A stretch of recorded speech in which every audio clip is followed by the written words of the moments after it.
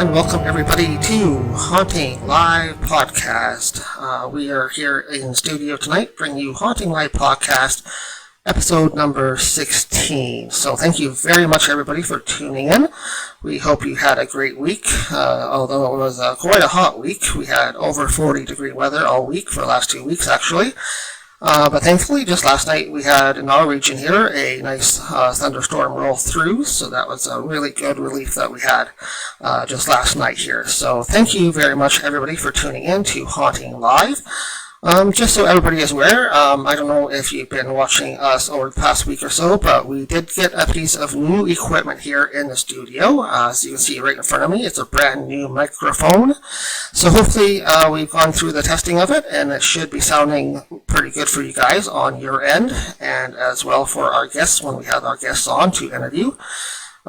It's been something that we've been looking forward to for quite a while, and we finally got it. So hopefully you guys will no longer have the audio issues that we've been having in the past little while, and things will improve. So thanks everybody for all your support and tuning in when you can. We know you can't always be here, but we appreciate it when you do tune into Haunting Live Podcast like tonight. So I'm going to bring on our guest tonight in a little while. He'll be joining us maybe in about 5 or 10 minutes or so, and we'll be interviewing him. His name is Dee McCullay, and he comes from northwestern Ontario, and he deals with the paranormal, of course. So we're going to be talking to him about some different stuff tonight. Usually with you guys, we talk about, normally mediumship stuff and how mediumship works and how different people do their mediumship. But tonight we're going to go to the other side of the paranormal and talk a little bit about the darker stuff of the paranormal. Dee has done a short horror film that he's produced himself. He is a producer, writer, and special effects artist. So he is going to talk a little bit about his film that he's done called Dark History with us tonight, which is really different for us. So that's going to be really interesting to talk about. Then also he is a paranormal investigator as well, same stuff that we do. So we're going to talk to him about some of the things he's encountered paranormal-wise, about his ghost encounters, and other things along the paranormal field that he does. But we're also going to go into a different topic as well tonight that he deals with. And it's a topic that I've encountered myself as well, and it's going to be really interesting night to get into this topic.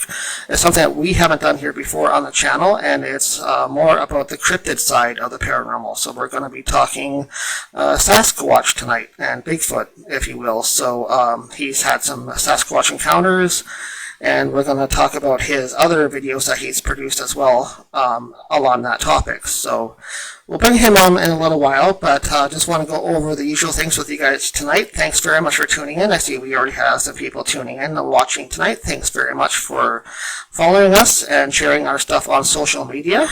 With that, we recommend that you guys go to our brand new website we just launched about a month and a half ago or so, called HauntingLivePodcast.com. You can go directly to our website, and on there you guys can find out everything for social media there, including our Facebook feeds, Twitter feeds, our YouTube channel, and even go to our event page and sign up for our public events when we have our public events back up and running.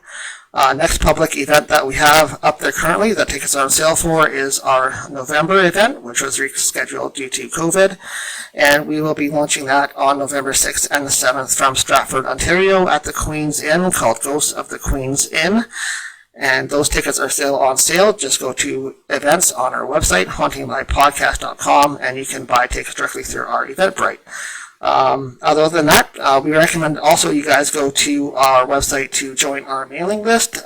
We have now started a mailing list because we want to start sending you guys advanced notifications of guests that are coming up, different locations where we go to for live events like our Haunting Live podcasts, if we go traveling anywhere, stuff like that. So we want to start building our email list. It's totally free to sign up. Just put your name and your email in, and that's all we require. So totally free to sign up. And once we get that going, we'll start sending out email notifications to people that are on the list, and they will get notification prior to anything going on to social media. So you'll be the first people getting notified of any events or anything. So go and check that out. And other than that, we do have one new page on our website that we want you guys to also know about. We just launched this week a merch page, which we're really excited about. We're going to have some merchandise on our website that you guys can actually look at and purchase if you're interested in purchasing anything. Right now, we have just launched one item so far. It is our Haunting Live podcast face masks. They are fabric face masks that fit one size. So if you're interested in supporting us in that way, you can show your support and do some advertising for us at the same time. And wear your mask wherever you go into the public areas where it's required. And in our area, actually here, they are requiring masks to be mandatory in all public indoor locations as of July the 13th. So that is something that you guys can help us out with. We have a limit of one per order at the moment because we have to order them from our supplier and all that. So once we get the orders, we'll get some going for you if you're interested. I believe we have them on the site right now for $15 each, and you can get them for $5 for shipping as well. And so $20 altogether for one mask. So if you're interested in that, just go through our website under our brand new merch page and check out what merchandise we have on there for sale coming up. So thanks again for everybody for tuning in, and we're hoping that you're having a wonderful week so far, even though it's been super hot here. But tonight, like I said, we have a very special guest that we're going to be interviewing, and his name is Dee McCullay. And he does a lot more of the, well, he is a paranormal investigator as well as a documentary film producer, sort of like same stuff that we do. So we're really excited to have him on and talk to him about his project that he's been working on called Dark History. And we're going to talk to him a little bit about his paranormal encounters that he's had, as well as get into some of the darker side of things, which will be some of the cryptid encounters that he's had, mainly Sasquatch and stuff like that. So with that, I think we will go over and just give Dee a call here. So let me drop you down here. All right. How are you doing? Well, I'm doing pretty good. How about you? Oh, doing great. Thanks for joining us here on Haunting Live tonight. Yeah, no problem. So how are things up there in Thunder Bay area for you lately? With the COVID thing going on, I see everyone's doing what they're supposed to be doing, but I do notice in the stores they're not quite following the arrows, as you say, but yeah. So I'm keeping them distant.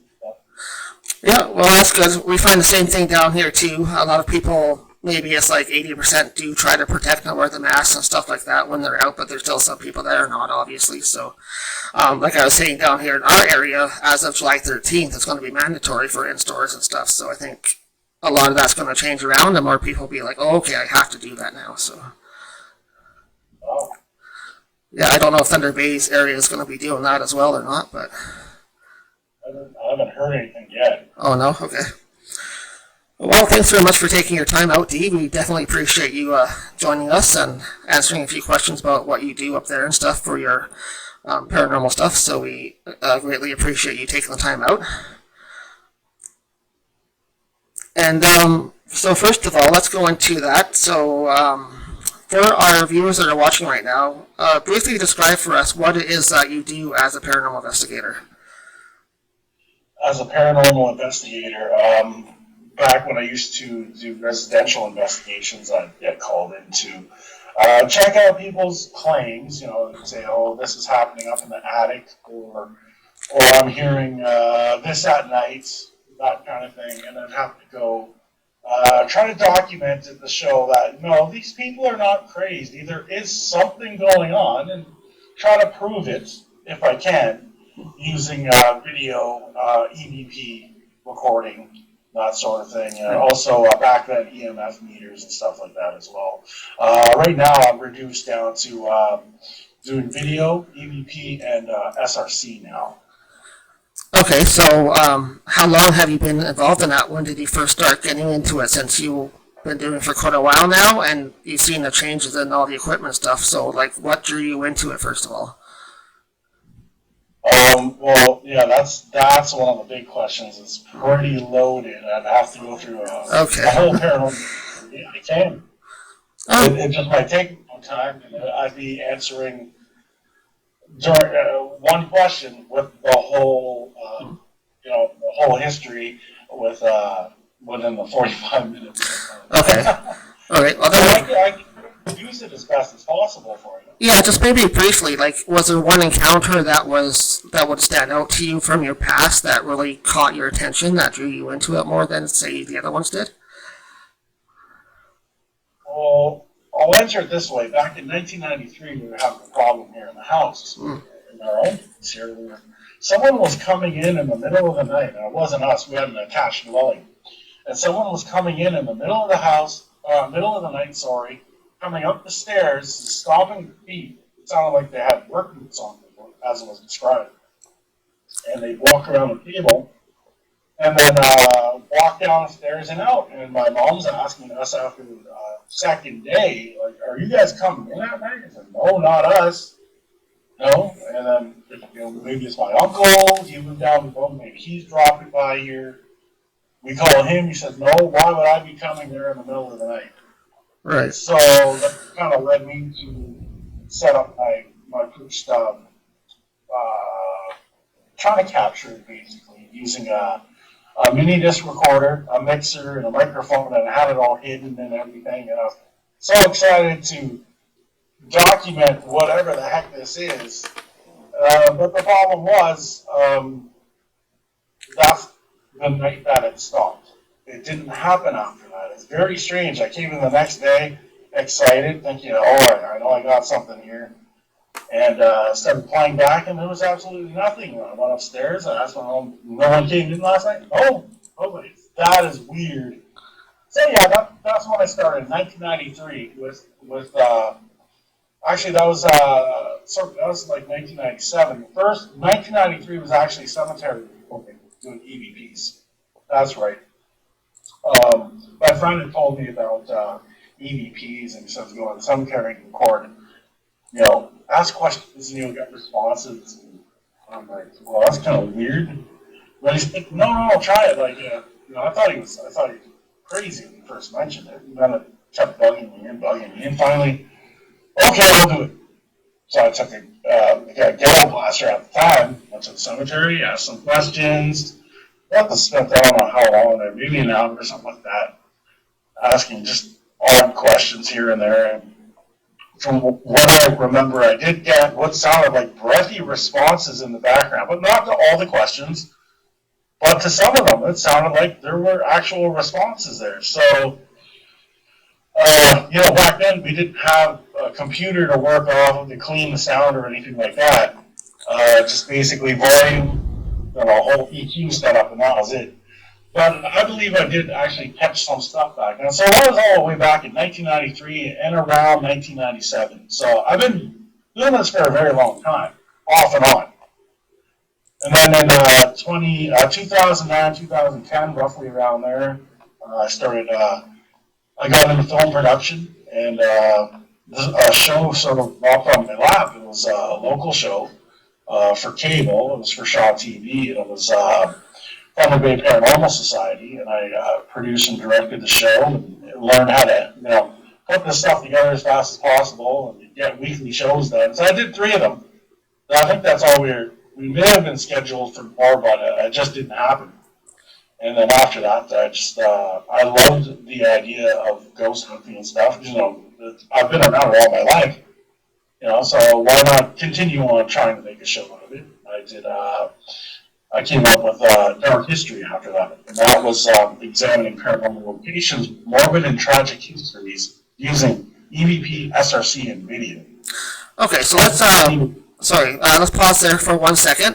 And what really got you into the dark history? Was there some cases that came up for you that you thought would be good for a series like that, or was there something more that got you the name of dark history?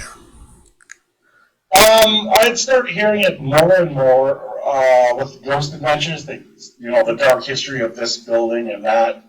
And I was like, that's a really good name, and no one's using it. I'm like, I'll use it for my little web series and stuff. So I started using that and came up with that log line as well, examining paranormal locations with morbid and tragic histories. And one of the places we went to back then was a house where apparently these were like settlers up in this area that all died of a disease, as far as I know, as far as I was told, and that was it. So we went there and managed to get some EVPs in the process. And that sort of helped produce the content for the show as you got more and more EVPs and you're able to piece things together and sort of laid out the show that way, or? Yeah, and kind of lay it out as the EVPs came up. I put them directly in where it would happen and stuff, and then at the end put together like a basic analogy of, this is why we came here, this is what happened, and I think this is possibly, the result of the investigation kind of thing. Yeah, so that was back in like 2012, that one, when we started doing that. Okay, that's what I was going to ask next is, when did that kind of start? Was it back in the 80s, or was that more like this time era where you started Dark History? Dark History started in about July 2012. July. I think it was June 2012. And I just kind of do that stuff off and on. If there's like people that need help kind of thing, or they want to know what's going on in their house, I'd get calls over there and I'd do it and stuff. But now I'm kind of getting out of that stuff the last few years, and actually, because I'm getting more well known, I can actually go do venues now. I can go to, like I did, the Mather Wallet House in Kenora. It was reportedly one of the most haunted places in Northwestern Ontario. That's up here, So I got to do that. I was bowed in by myself. That's unheard of, for the entire night, and I documented some strange occurrences there. Right. Lots of PvP, lots of good SRC responses, and a couple little things on video as well. Okay, can you tell us a bit about what you caught in there, or is that more confidential at all? It was put out, but it was out for years, because we did that one in 2015. And because by that time I was well known enough that I could, I've done this, I've done that, I've done that. And people would say, okay, you can come here and do this. So that one there was out since 2015. And the weird thing is with YouTube and all their stuff, a lot of creators got rid of their stuff on YouTube. So I'm just reduced down to my documentaries and one episode of Dark History now. That's what's on my YouTube channel. But that one there were a lot of responses. I think about this now. Using SRC, I think it was like a little girl in the house who was attached to a lady that lived there. And there was also, I remember speaking about, there was a story of a man that was hanged somewhere, maybe in the building or on the property, and there was a response I remember saying that the man, or where did this hanging happen or something like that, and said the middle room, and this totally makes sense when you ask that kind of question, because that was one of the claims that was in the house in that room. Oh, okay. So, yeah, that and also catching like something at the bottom of the frame just passing by, you can see it like a white mist shoot past a plant at the bottom of the screen in the background. And that's when I learned that a lot of this stuff seems to happen within 2 to 3 minutes of footage.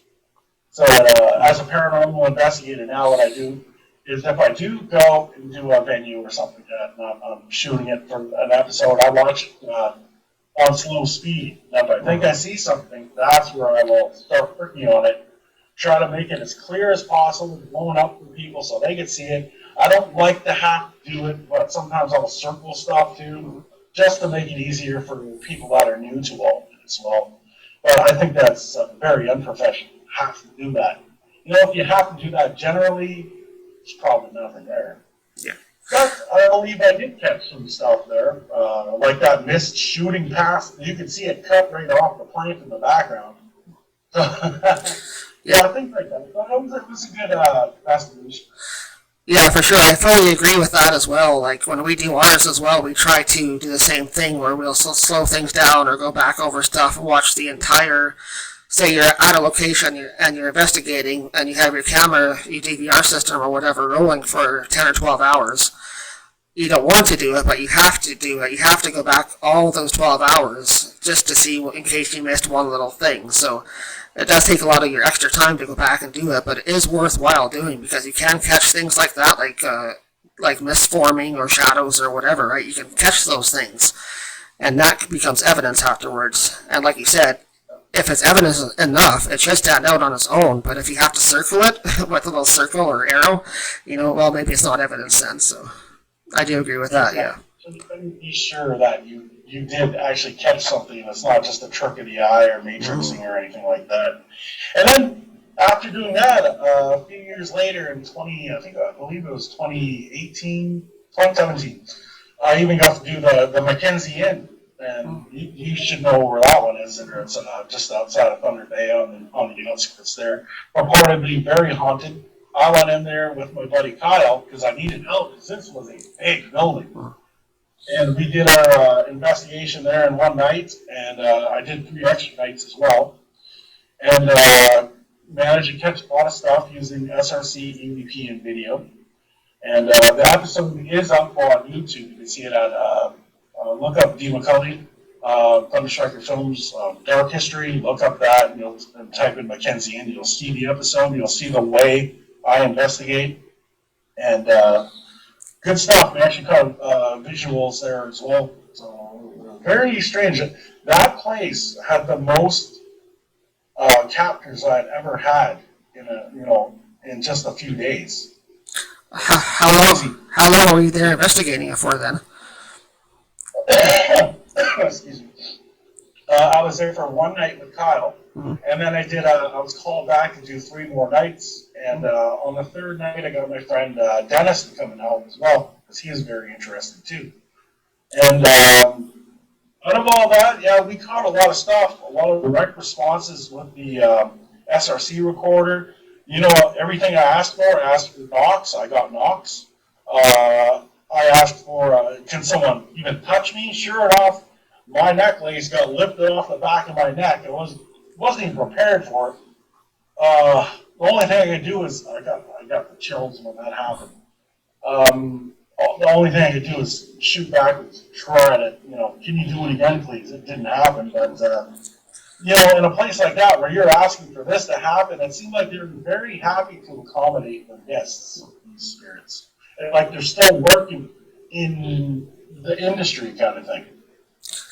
Yeah, well, the more you investigate, especially when we do places like that also, you start interacting with that energy, and then you start asking the questions, and you get something like that, like movement or a touch or something. It takes a lot of energy for them to do that, for them to even do that one little thing. So if you're there for a couple days and nothing else happened, that's very common. Like, you won't get that level of activity anymore after that first wave goes through, right? So yeah, that's touch on another thing too. Like the energy that they need to just reach out and touch you. That's like a crazy amount of energy because they have no body, they have no hands, no physical body, anything. And to manifest that kind of energy to reach out and actually touch something or lift something off the back of someone's neck, that's nuts. Completely nuts.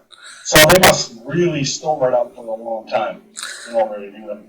Or draw from something. Maybe draw from the person's energy. Yeah, I was just going to say that maybe your energy just really worked well with them because this place was abandoned, I'm assuming, for a while, right? Or is it used? It was still functioning at the time. Oh, okay. Yeah, but I was allowed to stay one night and then the 3 extra days, and it was still functioning. And then in those 3 days, I would stay up all night doing the sessions. Oh, okay. All over the place. I wasn't sure if it was an empty place or they still used it, so that would be still, though, maybe you just had that right energy flow for them to be able to communicate with you and connect with you on that level that, they can work their energy really, really well with you, so. Yeah, I find that, too, when we're investigating, too, yeah. Sorry, go ahead. Well, that was the thing, too, that the building was in operation, but there was no one there. There was just the staff, and then the staff would leave. And then that first night when we caught the slamming doors, that was one of the stories that at 4 in the morning, the doors would slam. That's what the flames were, and you'd hear almost like a whole bunch of people coming up the stairs. I put a Zoom recorder on that stairway, and we're walking around upstairs, and I heard this humongous slam when we were doing an SOC session. We couldn't locate where it came from. Well, we were like, well, let's go that way, because Angie thinks something happened over here, because we went over there, and we finally figured out it had to have been the door, and I'm like, what time is it? 4:05. I said, oh my God, 4:05. It's just like what they said.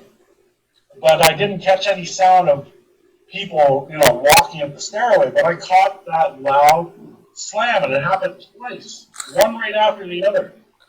And I assumed on the second one that it was Angie, but it wasn't her. She was standing back here, and it happened over there. I was like, wow, this place is nuts.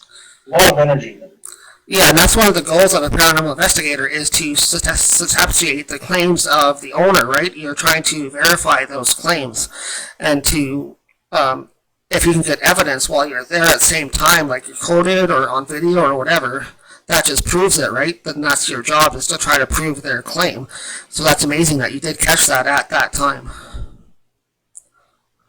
Exactly. Yeah, it was a crazy place. Even just asking, could someone make a knock or anything like that? So I went into this one electrical room. I put the camera down and make a knock or something, and I saw something.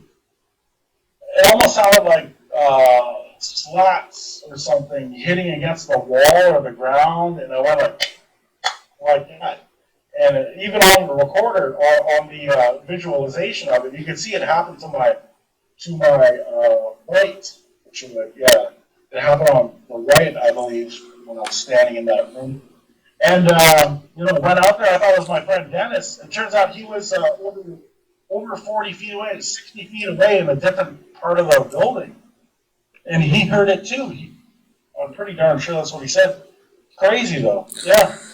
Yeah, well, we find that too when we're investigating. Sometimes when activity happens, it doesn't just happen in one spot. Like, you might experience something happening, like a shadow or something. You catch something out of the corner of your eye, but say somebody else is downstairs or upstairs, and they'll have something happen to themselves at the same time as you're having that happen. So I feel sometimes that the energy can do that. They can take over the whole location at once somehow and just create that energy ball, right? And just make that wave come through, and that's when you get that activity happening. But it might not really just be in that one spot. It might be like where you're experiencing it, but you might also experience it, say, upstairs or something too, right? So that's why you have to cover all those cameras, all those angles, and make sure you try to capture the whole evidence, right? Now, I don't believe in orbs that much, but you do have to put some stuff in for the orb people as well. So I have some stuff in at the very end, it's the dust flying up. People believe they're orbs. You gotta put some in there for the orb people and the dust people as well. Yeah. Just, back when then, they do think that, and they don't let go of it either. No.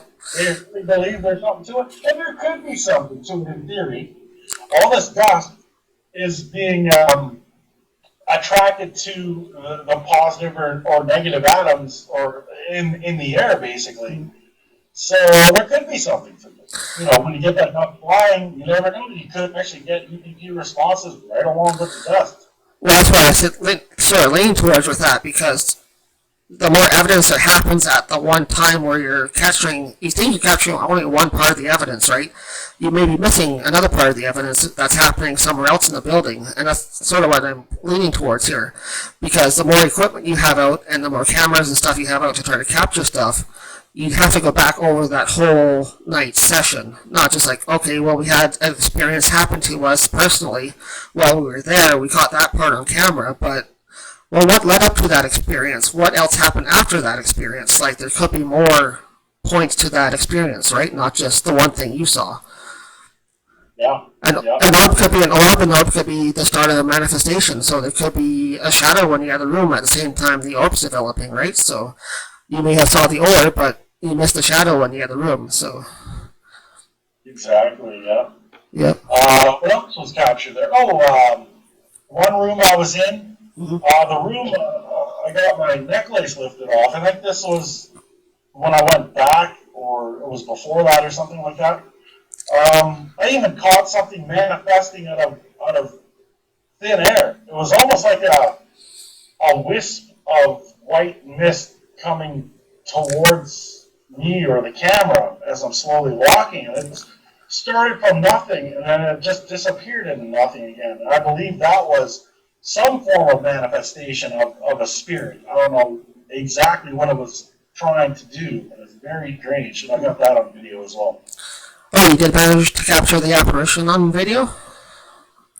Or the manifestation? Yeah, that. Well, part of an apparition, I guess. And right. Then there was another point where we were just happened to be walking by a room, and the camera happened to be pointed that way. And on that back wall, there was almost like a half-torso apparition for me. It was white. Just in like 3 frames of footage. There was this boom. It almost looked like it was just starting to form. It almost looked like you're looking at a white T-shirt on a black wall. But there was nothing, no strong light sources to reflect anything back there, and there was nothing to reflect in that room. So, but there was something forming on that wall. That was very strange too. So, yeah, it was probably another apparition beginning to appear, even if it was like half torso, even headless. Yeah, it depends where they start the manifestation from. Sometimes they do it the full thing at once. Other times they'll do it, like you said, like the half style and stuff. So, especially if you check the whole room out and you found no source of reflection at all, then that kind of eliminates that part too, right? So, like, it's just bare walls or whatever, then where's that coming from? So. Yeah. But awesome that you caught it on camera, though, too. That's awesome. Yeah, we're very lucky with that. Just happened to have the camera pointed in the right direction. Oh, well, yeah, that's 99.9% of the challenge is getting the camera in the right spot. A lot of times we don't get that, so. Okay, well, let's move on a little bit from that part of it. So everybody can check out your dark history videos on your YouTube channel, right? Oh, you said you just have the one up there right now. Yeah. Okay. Well, they can go check that one out, that location that we were just talking about, and check out his paranormal investigation of that location, and check out his evidence on YouTube. And now we're going to move on to the next part of the interview here tonight. We talked a little bit about dark history and some of your evidence and investigations you've done. But can you recall any point of your past investigations, not just for dark history, but like your whole life basically, what was your most scariest one that you've encountered? Like, was there one that stands out as being, wow, I don't know what that was and it kind of scared me, or was there something that really confused you, or? Yeah, it was scary and it confused me. Back in the 90s, this was around the time when I was investigating, but not really. I was only like, I don't know, 16, something like that. I have this room in the basement, and I don't sleep there anymore, trust me. I'd be sleeping or just falling asleep, and then there'd be like, rah, rah, rah, rah, rah, on the window, and there'd be nothing there. And this was a rap that sounded like bony knuckles rapping so hard on the window beside me that it almost sounded like the window was going to break. And it would happen all the time. And eventually, this was almost a nightly occurrence.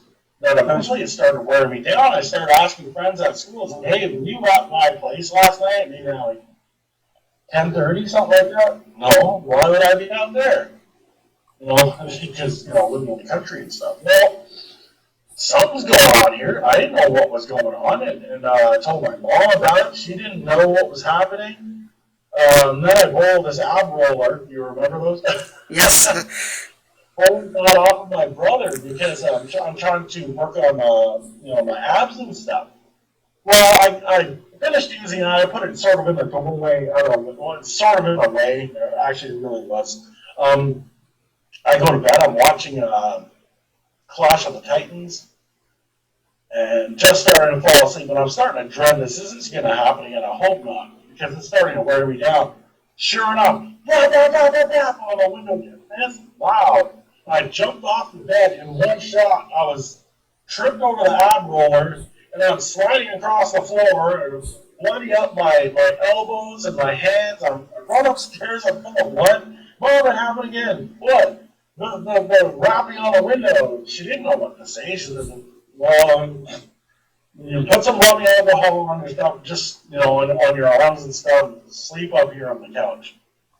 I didn't know what was going on. And then, wintertime, just the next year, me and my mom were sitting here watching TV, and we hear that same exact sound, but it's right below the living room. So we could hear it.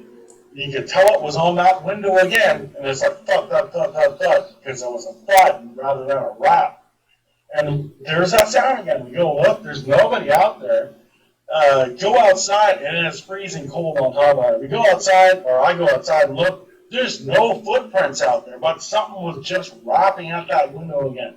That was scary and confusing. And that's one of the things that will always stick with me is that story. What the heck was going on? Yeah, that's one weird thing, too. I know that you deal with, have had experiences with something that I've had experiences with as well. And that's part of another filming project that you've done in your past. And we're going to switch to that in a few minutes here. And that's dealing with a cryptid entity known as Sasquatch, or the most common name is called Bigfoot. And I know you've dealt with that, and I've dealt with that in the past where I'm from as well. I'm from Northern Ontario myself too, so I've had experiences in that field. And I to date don't know what I encountered yet either. I'm trying to figure that out after probably about 35 years or so, because it happened when I was about 12 or so. And but I'm wondering now if maybe that was something along those lines. Maybe it was some kind of cryptid that was kind of sneaking up to you, since you are, like you said, you do live out in the country and you are in Northern Ontario, so possibly it could have been something attracted to you, also because of your background too. So there's an old native story that happened up here in a place called Nipigon, Ontario, around Lake Helen Reserve, which prior to that was Parmachine, where the natives used to live, and they encountered something historically, way back in the day when the fur traders were up here, the Hudson Bay Company. They sent someone up here to go talk to them. I guess they were just asking general questions, and why are you here? And they said basically that there was something that followed them from the woods, and this was growing very violent. And it was like, they called it the Monboucan, Monsookan. I'm one of the only guys on the internet with references to this. There's like maybe one more person with a reference to this creature. But that's what they said it was. And I asked my dad about, what is this? How do you pronounce it? And what is it? He says that basically it's a bad spirit. And this thing had the ability to enter homes and move things around. Create, knock on dwellings, which kind of reminds me of what was happening here. Maybe it was a bad spirit. Maybe it was the Monboucan showing up. And also what had happened was this thing grew so bold that it even kidnapped a girl up here. And they sent out a search party, and they were scared. They sent out a search party the next day. They go into the woods, and then they hear screaming, and then they see this girl running. Well, search is over. There she is. But she just scratched up from all the thicket out here. And it turns out that somehow she got away from this thing, and they didn't know what to do. And then it got even worse. It started throwing rocks at their dwellings and stuff, screaming all these vocalizations, not just tapping or moving something around in a house. This was like, really crazy stuff that was happening, to the point where it killed a member of their village. And that was the last straw. It was either stay and fight this thing, or we gotta leave. What they did was they left. They sailed down the Nipigon River across to Lake Helen, and that's where they stayed. And that's where in the documentary, when you watch Sasquatch on Lake Superior 1, there's talk of living on Lake Helen Reserve, Red Rock Reserve, they call it, where there's a man on there talking about these knowing there's something in the woods there with his experiences of, footprints out back on the back end of the reserve kind of thing, even just on the edge of his property, trying to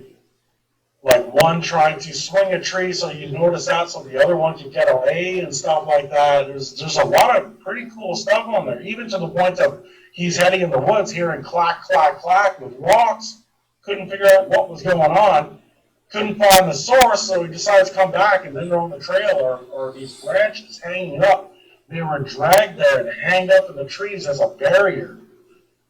So, that guy had a lot of really great encounters or experiences with this creature. I believe the Mozokan is actually related to this Sasquatch being that is seen nowadays, because this thing apparently followed them from Parmachene to Lake Helen Reserve. Okay, so I know Nipigon pretty well. I'm from that area, so as a kid we'd go through Nipigon, and also another town called Red Rock that's up there. So I know that I've heard actually in the past of Red Rock being a paranormally active area. In fact, I've heard that Red Rock is supposed to be named after Sasquatch. Do you know anything behind that at all, or? From my research, because I'm also a historian and I also work with the in Nipigon with the Nipigon Historical Museum, and I'm able to access certain records and stuff like that. And from what I've learned was there was a chief up here named Chief Tulagnum, and his word for, I forget the word for this area, but it equated to red rock because of the red rocks that are out there. These are like magnificent red rocks, like they're red, and there's even people from the Mayans were even known to may possibly even come up here to get this rocks, or even trade for, peace pipes and stuff, because they've traced these rocks from there directly to here. And but that's what I had heard about Red Rock and historically, but I hadn't heard a paranormal reason for the name Red Rock. Maybe the water on the rocks, I don't know. Yeah, maybe. That was something I came across a while ago. I just didn't know if it was any link to that or not. But yeah, there is a lot of reports up in that area too, isn't there, of Sasquatch encounters? There is. All my documentaries are about local encounters here. There's Sasquatch on Lake Superior 1 and Sasquatch on Lake Superior 2, which is also available on my YouTube channel, Dee McCullay Dark Histories Understriking Films. You can check those out. And they're basically, even 4 kilometers away from me, there's a place called the Black Sturgeon River, the Black Sturgeon Dam. There's things that have happened there with Sasquatch. A family was down there 2 years ago, and this is after my documentary came out. 2 years ago, and I guess they had heard something. They just happened to look down the river, because they're at the dam. They look down the river towards the rapids, and there they see this big black creature come running out, jumps in the water, comes up with a stick in its hand, running on its hind legs, and shot across the rocks. And they got a hold of me about it. 14 days late. They sat on it for too long, but I would have liked to know right away. I would have went there and actually, checked for tracks along where they say it came from originally before I went on the rocks. Things like that. I looked for hair samples and stuff. There's also on the documentary on part 2, there was my friend Kyle, who you'll see on Dark History, episode 3, Mackenzie Inn. Well, Kyle had been to the Black Sturgeon River as well, and he'd always felt that he was watched or being watched, and he was whistling up there as well on the river. Then at another time, he'd been on the river with his friend, and they were paddling up. This was, I think, above the dam, and they were paddling, and they happened to look down in the water, and there was these huge footprints, fresh, because he says they would have been washed away by that time. They were fresh. They followed the footprints in their canoe as far as they could, and they came out and went up into a swamp and into the woods after that. So, yeah, there's definitely something in that area. Also, what else? I don't think, my experience, why I decided to make a Sasquatch documentary too. I've always believed in them. I've always seen them. The shows on paranormal TV about Sasquatches growing up. I thought, well, that's really cool. Maybe there is something to it. And totally unprepared. I'm there to shoot Dark History, the original Dark History episodes. Episode 2 or 5 or 3, something like that. I went to McDermott. I didn't know there was a history of Bigfoot sightings there either. I went there to Jungle Cove. I get out with my camera. It just finished raining. It was slightly misty. It was clearing up. The sun was coming out and stuff. I get out of the car and head towards the tunnel. First time seeing this place, and I have to look down the tunnel. I'm getting my camera, slowly getting my camera out, and I see at the end of the tunnel there's this huge, when I'm saying huge, this thing was massive creature slowly walking across the tunnel from the right to the left. And it was like a white color, and I'm looking at it, trying to get the camera going, as fast as I can. There was really nothing I could do other than hit photo. So I just missed it by a second, this thing. So now I have a photo of an empty tunnel. But I just missed this thing. And I had a good long time to look at it, too, because I didn't take my eyes off it when I'm opening the camera. I got a good long look at it. This tunnel is 1,000 feet. Okay? I knew enough that it was white. It was walking from right to left, walking like a human being, very slowly, and I could gauge the height of it. So I went down the other side. There was no footprints, no hair anywhere, so all I'm left to do is look at the height of this being. And get this, based on where the arch starts, where they formed it with concrete forms, there's an arch where it begins, and just down from there, and you can see there's these lines that went through the concrete where the boards used to be, so there's nice straight lines in the concrete forming. And I count those down, and I could see the height where this thing was, and it was 17 feet tall. Now, no one could believe this when I put that out on the documentary, and I was getting all kinds of nasty responses from people who weren't even there to see this thing. Just me. So eventually I'm like, well, screw this. I don't have to put up with any of these responses. I'll just, no comment, just watch it. Over 1 million people have watched that documentary now. And that was the thing. And then it even got put out, a link to it on one of the big Sasquatch websites. Out of all the people that were saying stuff about, oh, this guy, who is this guy? I'm the freaking guy that made it, okay? Pay attention. Well, anyway, out of all those people, there's this one guy that says, yes, he'd seen the same thing. He said what he saw was white and about the length of 2 minivans. That's about 16, 17 feet.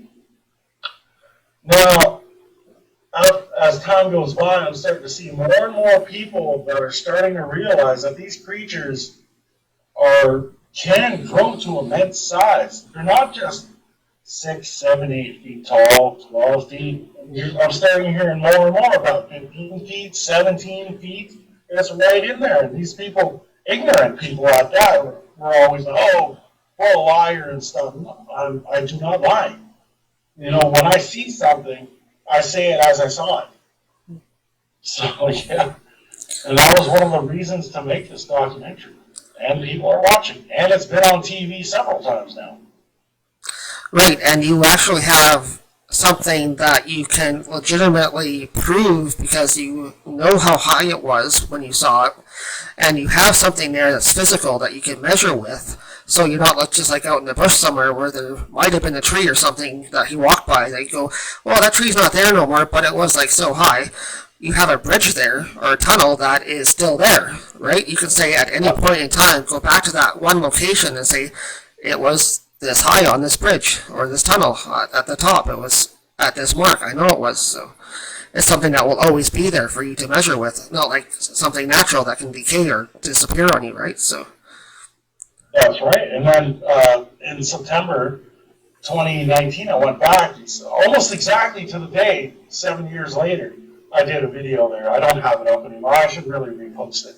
But I spoke a lot about what I saw I'm on location talking about it and giving my input on what people were saying about me and stuff like that. And They weren't there and all this kind of stuff, and how would they know?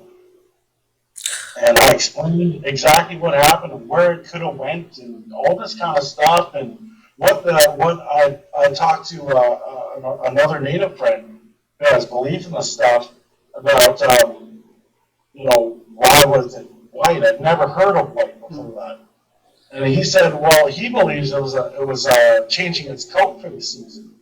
So he believes it's a physical being needing to change his coat for thicker fur, camouflage for the winter. You need that up here, definitely. Also, I asked, why did he even see this? And he said he believes it was like a blessing, that it was meant for only me to see. Now, what I was going through at the time, I don't know why I would need a blessing, but it's a blessing. In Native culture, Zabe is a blessing. That's what they call it. Also, the Sasquatch, Bigfoot, Roger Winnebago, and then Zabe. And Zabe is one of the grandfather teachings about honesty. There is some talk about these things are, there is some talk about these things are seen by people who are honest or have a honest, how would you say that?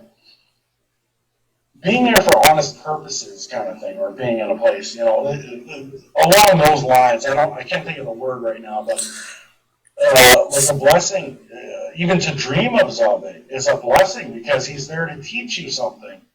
Maybe you need an answer to a question, and he's there to, in his way, to speak to you and give you your answer to your question.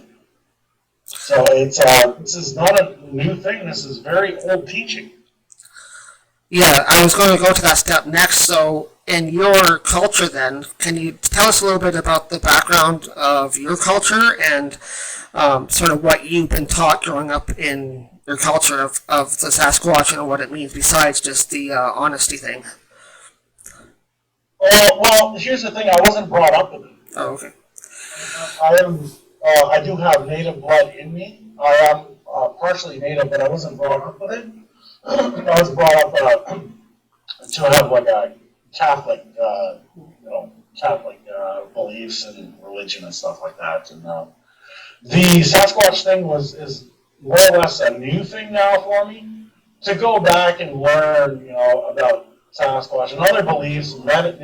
I'm even interested in native medicines and stuff like that. I'm thinking about learning more about that kind of stuff and all the natural things that they knew and they know and are willing to teach if I ask. So yeah, I'm slowly learning about that stuff. Yeah, okay, that's great too. I wasn't sure if that was a part of your culture or if it was something that you stumbled upon and it just was something that happened to you like it happened to me. In my experience, it was sort of the same thing. It jumped out in front of me and stood there, and I told you this earlier, but basically it just raised its right hand up at me, basically waving at me kind of thing. So it wasn't a nasty encounter or a terrible encounter, but at the time I was like 10 or 12, so of course I was like scared out of my wits. So like, what's going on here? So some creature just jumped out in front of me. I don't know what's going on, and I believe the same as I guess sort of you believe, that it's more of a spiritual type entity, right? Is that more what you believe? That's what I believe. Yeah. Because there's no other explanation for where did this creature. Sure, he could have crawled down the rocks and flew up the other side, I guess. So that's like 40, 50 feet up there, almost straight up on the other sides of the tunnel. He could have, for his size, that was big. But, I hear things where people are chasing Sasquatch and it just disappears into thin air. I'm sort of that belief, like the natives were too, that these aren't just physical beings, they're actually spiritual and they can drift to and fro. So that's kind of my belief. Yeah, I listen to a lot of different topics and discussions on the subject as well, and that is a lot of things that people talk about. It's the paranormal side of Sasquatch, where, like you say, they find a trackway and it goes on for miles and miles, but then all of a sudden, in an open field or something, they just stop, and there's no more tracks. So, like, where does it go? In an open field, they can't just jump into a tree or a bush and go back into the forest. There's nowhere to go. So, like, it has to either I think they do have some kind of paranormal abilities spirit-wise, so I think they can materialize like a spirit, because when you investigate spirit and paranormal, they materialize, right? And sometimes you can see a spirit, you can see it as full as a human, like 100%. And sometimes you can't. Sometimes you can see it translucent, you can see through it. So I think they're along the same lines, like they'll manifest and then they'll go back, so. Exactly. Like there's this one guy, I didn't put him in the documentary because I'm waiting to actually have him available and ready to be on the next documentary, if possible. Where his story was, he's driving by a Wawa up in that area, and I guess he's looking off in the ditch area kind of thing, along the rocks and stuff like that. And that's where he happened to see, he saw a Sasquatch standing there and crouches down beside a bush and disappears into smoke and just gone. So that would be a great addition to have on the documentary if he'd be available to be on the next documentary. Yeah, that's one that I haven't heard before, but yeah, definitely would be awesome to have him on. Like, that's totally different. One other one that I've heard in the past, though, is that they have they call it a predator type camouflage to them. They can materialize and they can sort of blend in like camouflage with their surroundings, but you can sort of see it, but it'll be kind of like translucent, sort of like the movie Predator. They'll sort of have that kind of camouflage to them, where you're just seeing some kind of movement, but you're not seeing anything physical. And I think that leads back towards where they come from spirit, because they can partially materialize, and when people see that, I think they're seeing them not fully materialized yet. Right, yeah. Yeah, that's like becoming a chameleon sort of thing. Yeah. Yeah, I believe that as well, that sometimes people, for no reason, might be looking towards the forest, knowing there's something there looking at them. They can't see it. It reminds me of that story that we talked about, where I usually go for my walks every day, and I decide to break the norm and go at night, 10 o'clock on the highway, and I decided, I need to go stretch my legs, walk over to the guardrail, and down in that gully, there's a marsh. And I hear this talking, 4 syllables, just like this, like we're talking now. Couldn't understand what he said. It was 4 syllables. I wasn't prepared for it, just heard it. And I remember I was telling you about that, and you said, well, the idea kind of crossed my mind that it was you that said, well, maybe it was a Sasquatch. Maybe it was right there. You just couldn't see it. So, yeah, it could have been like a chameleon, predator kind of camouflage. It was right there speaking, and I missed it. Yep, I fully believe that, too. I think that they are more along the lines of a spirit entity, whether dimensional spirit, or it's like earthly sort of forest type spirit, because I know there's different types of forest elementals and stuff like that. So whether it's from the forest or a different dimension, but I don't believe they're fully animal as a lot of people think they are. So yeah. See, that first guy I talked to, the native guy who said he believes it was changing its code for this, that's his belief. That it's a physical being with a family and all this stuff, generations of these things will be in the forest, which is fine. We don't have the answers. None of us do. He could very well be right. But then there's the other side of the coin, too, where people believe it's half and half. They could drift in and out of different states and stuff. So that's where I am with the belief. Yeah, I've heard so much of different sides, like both sides of the story, and it's like there's so much that is unanswered with it. If they were fully animal, somebody A would have either shot one by now and had evidence of that, and we would have had, say, one in a museum or something by now. But there's so much to the other side that is not explained yet, like the trackways disappearing, them appearing out of nowhere. And one question I always have is, why are the reports, if they're an animal, purely an animal, why are there no reports of them being in, like, full cities and stuff like that? Like, I mean, we have forest animals coming into the cities, like, there's, like, normal creatures like raccoons and deer, even wolves and stuff. I've lived in Thunder Bay for 19 years before I moved down here. I saw a big wolf walking down one of the streets one day when I was a kid. So, I mean, like, there's animals that come out of the wilderness right into the city. But these things don't. That just doesn't make sense. They just stay hidden in the forest. for like millions of years. Like, it just doesn't make sense to me. Like, why would they just stay there and not have been discovered yet? I'm fine with them staying there too. Like, if that's their territory, that's where they are. But I mean, if they're supposed to be 12 feet tall and stuff, why haven't they been discovered yet and been on National Geographic and stuff like that all these years, right? So there's something more to it. So yeah, and it's something spiritual. Yeah. It has to be spiritual because people would have seen these things by now. Like the chopper and stuff like that, people with drones, they would have seen these things in the woods somewhere. Especially nowadays, like you just said, drones. Everybody's flying a drone now. Like, they're all over the world. Somebody has to have seen these, has video of these. But when they come out, they're blurry, they're shoddy, they're trying to pass it off as evidence, and it's like from 100 feet up in the air. You can see this little tiny person, silhouette thing standing there or something. It's not classified as evidence yet, so. Yeah. And it's just like you mentioned too, why are these things going into the cities? Well, the natives used to call them the shy people of the Northwest, so they knew they were shy. They didn't really want to be around human beings. And it seems like to this day they don't. So maybe that's the reason why they're not going into cities and stuff. But back in 2012, there was apparently a photo, I'd heard about it on Facebook, that, 2011, sorry. In 2011, that there was a photo of this Sasquatch Bigfoot creature by Hodder Avenue Golf Course, Strathcona Golf Course. And I'm asking, and people aren't showing the photo. No one, I haven't seen the photo, I haven't seen it, but I heard about it. They're all saying, to this day, I'm still waiting on this photograph.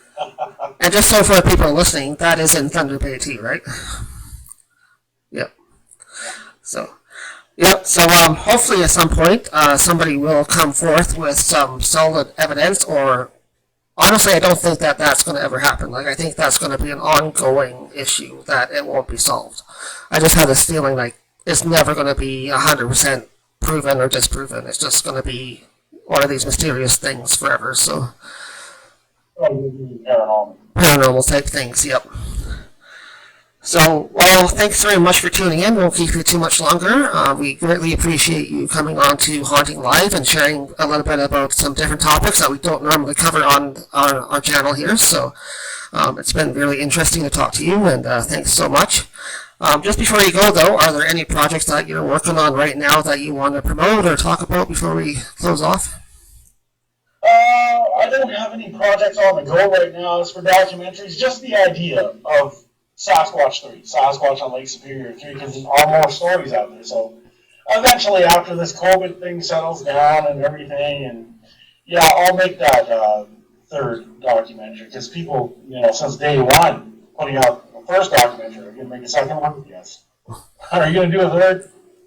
Possibly. Well, now I'm thinking, yeah, I definitely need to make a third. That'd be great if the third one came out. Hopefully maybe I can contribute some of my stories to that, because we've been documenting some stuff for a while too, so if you're interested, I'd be open to that too. So, but thanks again for tuning in and being here with us on Haunting Live Podcast. You've been an awesome guest, and we'd love to have you back on one day. So. Sure, sounds good. Okay, great. Thanks very much for tuning in, and have a great night. There we go, guys. That was Dee McCullay. He is a producer, writer, special effects makeup artist, as well as a paranormal investigator. And we were just talking to him tonight about some different things that we don't normally talk about here on the channel, some darker things. Hope you enjoyed the discussion here tonight. We did talk to him about some spiritual stuff, some ghost encounters that he's had, different investigations up there in Northern Ontario. He's from the Thunder Bay area, which is also my hometown.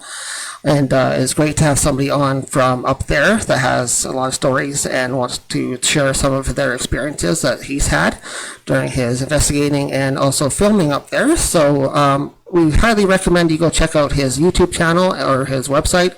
Under Dark History is his series. The other section we were just talking about with him was his documentaries that he's done on the cryptid known as Sasquatch or Bigfoot. He's done 2 documentaries so far, Sasquatch on Lake Superior 1 and 2, so you can go check those out. I believe they're on YouTube as well.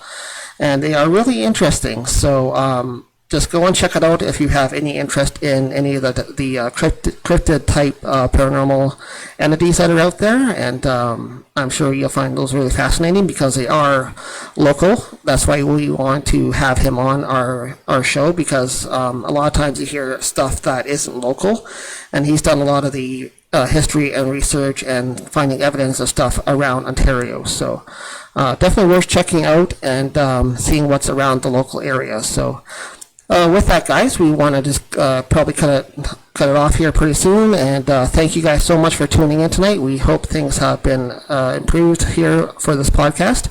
And we do have some new equipment here in the studio, so we're really excited to get this on the air tonight for you guys. So just a reminder again to go check out our website. We just launched a brand new website a little while ago for HauntingLivePodcast.com here. We just launched a new page or section on there as well for our merch. We're going to start selling some more items on our website. Right now we have some COVID face masks with Haunting Live Podcast printed on them. If you're interested in those, they are $15 plus shipping. We can order you some of those and support us that way. That'd be great. Check that out. Also, don't forget to join our mailing list on our website.